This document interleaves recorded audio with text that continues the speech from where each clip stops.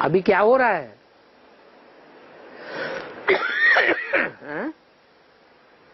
अभी स्थापना हो रही है या विनाश शुरू हो चुका है?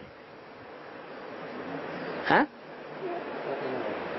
विनाश खत्म हो गया? हाँ? विनाश हो रहा है? कहाँ हो रहा है? ऐसे तो रोज मरते बिल्लाते रहते हैं, हजारों साल से मरते बिल्लाते चले आए।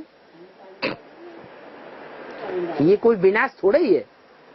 विनाश तो बाबा ने कहा तब होगा जब तुम्हारी राजधानी स्थापन हो जाएगी, जब तुम्हारा राज्य स्थापन हो जाएगा तब इस दुनिया का विनाश होगा।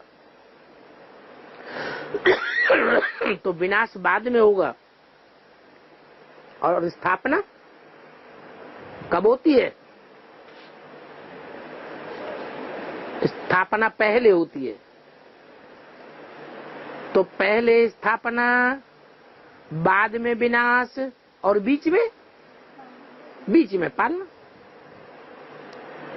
तो इस पालना के बीच के टाइम का किसी को पता नहीं है कि वो बीच का टाइम कौन सा है। पक्का कह देते हैं संगम युग, ब्राह्मण भी बता देते हैं कि 100 साल का संगम युग। लेकिन 100 साल के संगम युग में भी तो स्थापना का काम चलता है और बाद में विनाश का काम भी चलता है। तो दोनों के बीच का टाइम कोई होता होगा ना। पुरुषोत्तम मास यादगार मनाते हैं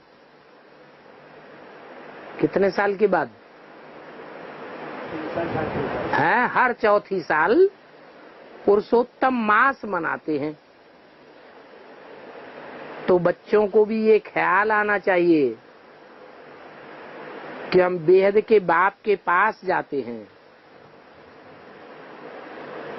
बेहद के टीचर, बेहद के सदगुरु के पास जाते हैं।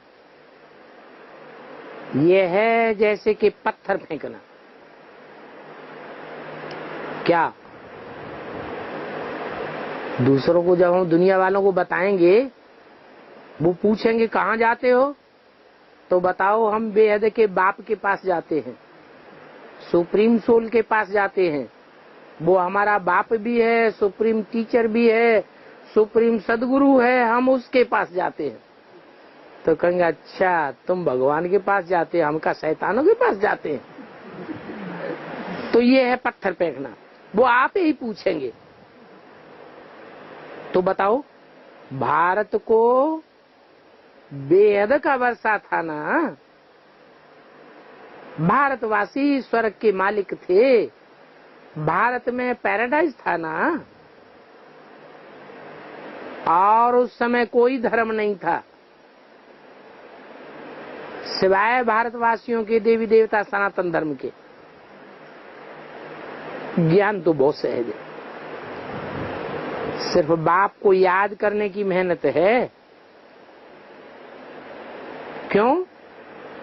क्योंकि बाप को याद करने से ही हम पावन बनेंगे। जिसको आदत पड़ जाएगी याद करने की, वो क्या करेंगे?